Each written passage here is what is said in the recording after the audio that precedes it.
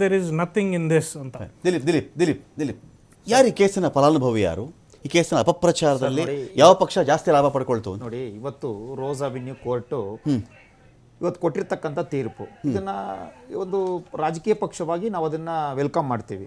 ಒಂದು ನ್ಯಾಯಾಂಗ ವ್ಯವಸ್ಥೆ ಮೇಲೆ ನಾವು ಅದ್ರ ಮೇಲೆ ನಂಬಿಕೆ ಇಟ್ಟು ನಾವು ವೆಲ್ಕಮ್ ಮಾಡ್ತೀವಿ. ಅವ್ರು ಹೇಳಿರ್ತಕ್ಕಂಥದ್ದು ಏನು, ಇವತ್ತು ಸಾಕ್ಷ್ಯಾಧಾರಗಳ ಕೊರತೆ, ಒಂದು ಪ್ರಾಸಿಕ್ಯೂಷನ್ ಫೇಲ್ಯೂರ್ ಅಂತ ಹೇಳಿದರೆ, ನೇರ ಸಾಕ್ಷಿಗಳು ಉಲ್ಟಾ ಹೊಡೆದಿದ್ದಾರೆ ಅಂತ ಹೇಳಿದ್ದಾರೆ.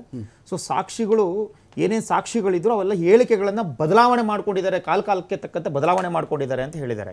ಸೊ ಈಗ ನಮ್ಮ ಬಿಜೆಪಿ ಪಾರ್ಟಿಯಾಗಿ ನಾವು ನ್ಯಾಯಾಂಗ ವ್ಯವಸ್ಥೆಯ ಮೇಲೆ ಏನ್ ನಂಬಿಕೆ ಇಡಬೇಕು ಅದು ಇಡ್ತೀವಿ. ಅದೊಂದು ಇಂಡಿಪೆಂಡೆಂಟ್ ಪಾರ್ಟಿ, ಸಿಬಿಐ ಅಂತಕ್ಕಂಥದ್ದು, ಇಡಿ ಅಂತಕ್ಕಂಥದ್ದು ಇಂಡಿಪೆಂಡೆಂಟ್ ಬಾಡಿ. ಸೊ ಅದು ಏನು ಅವರು ಅವತ್ತಿನ ಕಾಲಕ್ಕೆ ಏನು ಅಪರಾಧ ಮಾಡಿದ್ರು, ಏನೋ ಒಂದು ಹಗರಣದಲ್ಲಿ ಪಾಲ್ಗೊಂಡಿದ್ರು, ನಿಮಿಷ ಯಾರ ಅಂಡರ್ ಅಲ್ಲಿ ಬರುತ್ತೆ ಅಂತ ಇಂಡಿಪೆಂಡೆಂಟ್ ಯಾರ ಅಂಡರಲ್ಲೂ ಬರಲ್ಲ, ಇಡಿ ಯಾರ ಅಂಡರಲ್ಲೂ ಬರಲ್ಲ. It's a independent body. Reports to no independent body. ಆಯ್ತಾ, ಅದೇನು independent body, CBI is also independent body. Election commission ಅದ್ರ ಕೆಲಸವನ್ನ ಸ್ವತಂತ್ರ ರಿಪೋರ್ಟ್ಸ್ ಡೈರೆಕ್ಟ್ಲಿ ಟು ಎಲ್ಲ ಸಂಸ್ಥೆಗಳು ನಿಮಿಷ ಕೇಳಿಸ್ಕೊಳ್ಳಿ. ನಾಚಿಕೆ ನಮಗಲ್ಲ, ನಾಚಿಕೆ ನಮಗಾಗಲ್ಲ, ನಿಮ್ಗಾಗ್ಬೇಕು ನಾಚಿಕೆ. ಯಾಕೆಂತಂದ್ರೆ ಹೇಳ್ತೀನಿ, ಕೇಜ್ರಿವಾಲ್ ಅವರಿಗೆ ನಾಚಿಕೆ ಯಾವ ರೀತಿ ಆಗ್ಬೇಕು ಅಂತ ಹೇಳುದು ನಾನು ಹೇಳ್ತೀನಿ.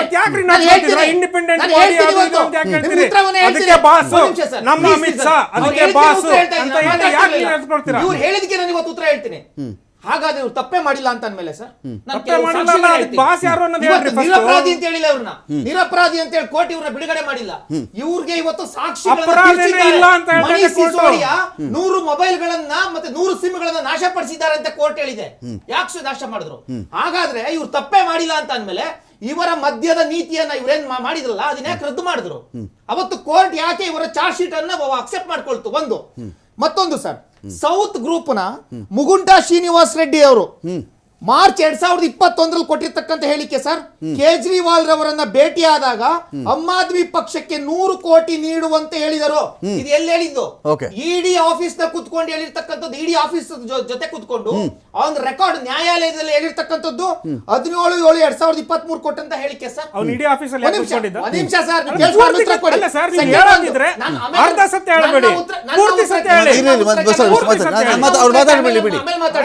ಆಮೇಲೆ ಮತ್ತೊಂದು ಸರ್, ರಾಘವ ಮುಗುಂಟ ಸೌತ್ ಗ್ರೂಪ್ ನ ಅವನು ಹೇಳಿರ್ತಕ್ಕಂಥದ್ದು 6 ಹೇಳಿಕೆ ಕೊಡ್ತಾನೆ. 6 ಹೇಳಿಕೆನಲ್ಲೂ ಕೇಜ್ರಿವಾಲ್ ಮಾತ್ರ ಹೆಸರನ್ನು ತಗೊಳ್ಳಲ್ಲ. 7ನೇ ಹೇಳಿಕೆಯಲ್ಲಿ ಹೇಳ್ತಾನೆ, ಕವಿತಾ ಅವರ ಮೂಲಕ ಎಎಐಪಿಗೆ ಹಣ ಸಂದಾಯವಾಗಿದೆ ಅಂತ ಹೇಳಿ ನೇರವಾಗಿ ಹೇಳ್ತಾನೆ.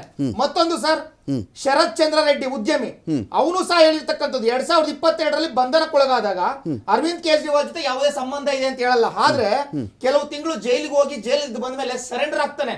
ಸರೆಂಡರ್ ಆಗಿ 2023ರಲ್ಲಿ ಸರ್ಕಾರಿ ಸಾಕ್ಷಿಯಾಗಿ ನಾನು ಬದಲಾವಣೆ ಆಗ್ತೀನಿ ಅಂತ ಹೇಳಿ ನ್ಯಾಯಾಲಯದ ಮುಂದೆ ಹೋಗಿ ಅವತ್ತು ಅವನು ಹೇಳಿದಂತೆ ಹೇಳಿಕೆ, ಮದ್ಯದ ವ್ಯವಹಾರದಲ್ಲಿ ನೇರವಾಗಿ ಕೇಜ್ರಿವಾಲ್ ಜೊತೆ ನಾನು ಚರ್ಚೆ ಮಾಡಿದಾಗ ಕೇಜ್ರಿವಾಲ್ ಅವರು ಹಣಕ್ಕೆ ನನ್ನನ್ನು ಕೇಳಿದ್ರು ಅಂತ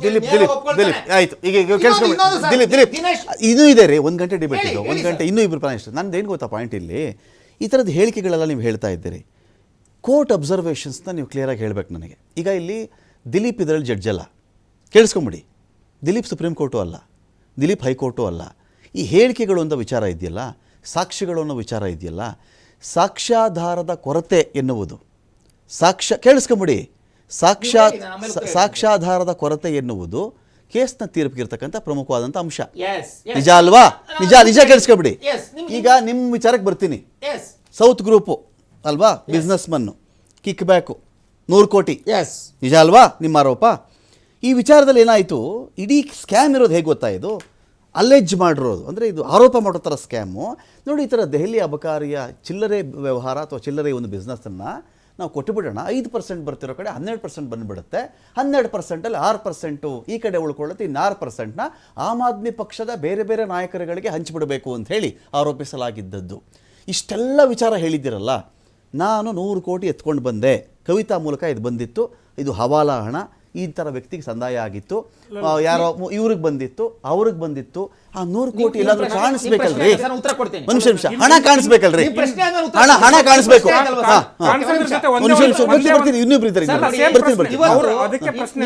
ಪ್ರಶ್ನೆಗೆ ಉತ್ತರ ಕೊಡ್ತೀನಿ ಸರ್. ನೋಡಿ, ಅವ್ರು ಹೇಳಿಕೆ ಕೊಟ್ಟಿರ್ತಕ್ಕಂಥದ್ದು ಯಾರು ನಾನು ಮುಗುಂಟ ಶ್ರೀನಿವಾಸ್ ರೆಡ್ಡಿ ಆಗಿರ್ಬೋದು, ರಾಘವ್ ಮುಗುಂಟ ಆಗಿರ್ಬೋದು, ಶರತ್ ಚಂದ್ರ ರೆಡ್ಡಿ ಆಗಿರ್ಬೋದು, ಇವ್ರು ಯಾರು ದಿಲೀಪ್ ಮುಂದೆನೋ ಅಥವಾ ರಮಕಾಂತ್ ಅವ್ರ ಮುಂದೆ ಹೇಳಿಕೆ ಕೊಟ್ಟಿರ್ತಕ್ಕಂಥದ್ದಲ್ಲ. ಸ್ವತಃ ಕೋರ್ಟ್ ಮುಂದೆ ಹೋಗಿ ಜಡ್ಜ್ ಮುಂದೆಗಡೆ ಸರೆಂಡರ್ ಆಗಿ ನಾವು ಸರ್ಕಾರಿ ಸಾಕ್ಷಿಗಳ ಬದಲಾವಣೆ ಆಗ್ತಾ ಇದೆ ಅಂತ ಇಷ್ಟೆಲ್ಲ ಹೇಳಿಕೆ ಕೊಟ್ಟಿರ್ತಕ್ಕಂಥದ್ದು. ಇವತ್ತು ಅವರು ರೇಣುಕಾ ಸ್ವಾಮಿ ಅವ್ರ ತಾಯಿನೇ ಪ್ರತಿವಾದಿ ಸಾಕ್ಷಿ ಮಾಡಿ ಅಂದ್ಬಿಟ್ರು. ಇವತ್ತು ಆ ಹೇಳಿಕೆಗಳನ್ನ ಬದಲಾವಣೆ ಮಾಡ್ಕೊಂಡು ಅವತ್ತೇನೋ ನಾನು ಪ್ರಜೆಗೊಳಗಾಗಿದ್ದೆ, ಅವತ್ತೇನೋ ನಾನು ಮಾನಸಿಕ ಸಮಸ್ಯೆನಲ್ಲಿದ್ದೆ, ಸೊ ನಾನು ತಪ್ಪಾಗ್ಬಿಟ್ಟಿದೆ ಕ್ಷಮಿಸಿ ಅಂತ ಕೋರ್ಟ್ ಹತ್ರ ಹೋಗಿ ಬದಲಾವಣೆ ಮಾಡ್ಕೊಂಡಿರೋದಕ್ಕೆ ಅದಕ್ಕೆ ಇಡಿ ಅಥವಾ ಸಿಬಿಐ ನೀವು ನನ್ನ ಪ್ರಶ್ನೆ ದಿಲೀಪ್, ನನ್ನ ಶೋನಲ್ಲಿ ಗಲಾಟೆಗಳಿಗೆ ಆಸ್ಪದ. ಒಂದು ನಿಮಿಷ ಕೇಳಿಸ್ಕೊಳ್ಳಿ. ನಾವ್ ಏನೇ ಮಾತಾಡ್ತೀವಲ್ಲ, ಮುಂದಿನ ತಲೆಮಾರು ನೋಡ್ತಾ ಇರುತ್ತೆ ಇದನ್ನ. ಕೇಸ್ ಆದಾಗಿ ನೋಡಿರೋರು ಇದ್ದಾರೆ. ಇಲ್ಲಿ ನಾನು ಏನು ಕೇಳ್ತಿದ್ದೀನಿ ಗೊತ್ತಾ, ಇಡಿ ಮುಂದೆ ಯಾರು ಏನಾದರೂ ಹೇಳ್ಕೊಂಬಿಟ್ಟಿರ್ಲಿ, ಎಲ್ಲಿ ಬೇಕಾದ್ರೂ ಯಾವ ದಿಲೀಪ್ ಒಂದ್ ನಿಮಿಷ ಹೆಂಗೆ ಮಾತಾಡ್ಬೇಡ್ರಿ, ಅಲ್ಲಲ್ಲ ಒಂದ್ ನಿಮಿಷ ಕೇಳಿಸ್ಕೊಳ್ರಿ. ನಾನು ಏನು ಕೇಳ್ತಿದ್ದೀನಿ, ಸಾಕ್ಷಿ 100 ಕೋಟಿ ಅಂತಲ್ಲ 1000 ಕೋಟಿ ಅಂತ ಹೇಳಿ ನನ್ನ ತಕರಾರಿಲ್ಲ. ಅದಕ್ಕೆ ನಾನು ಕೇಳ್ತಿರೋದು, ಇಂಥ ಇಡಿ ಒಂದು ಕೇಸ್ಗೆ ಎಂಟ್ರಿ ಆದರೆ, CBI ಒಂದು ಕೇಸ್ಗೆ ಎಂಟ್ರಿ ಆದರೆ, ಆರ್ಥಿಕ ಅಪರಾಧಗಳು ಅಂತ IT ಎಂಟ್ರಿ ಆದರೆ, ಇದರಲ್ಲಿ ಬರುವ ಅತಿ ದೊಡ್ಡ ಅಂಶ ಏನು ಗೊತ್ತಾ, ಏನು ಮಹಜರ್ ಮಾಡಿಕೊಂಡೆ, ಏನು ನೀನು ಸೀಸ್ ಮಾಡಿದೆ, ಏನು ಮುಟ್ಟುಗೋಲು ನೀನು ಹಾಕಿದೆ ಅಂತ. ಇದರಲ್ಲಿ 100 ಕೋಟಿ ಹೇಳ್ಕೊಳ್ಳಿ, ನೀವು 5000 ಕೋಟಿ ಹೇಳಿ, 500 ಕೋಟಿ ರೂಪಾಯಿನ ನಾನು ಈ ಕೇಸಲ್ಲಿ ಕಣ್ಣಾರೆ ನೋಡಿ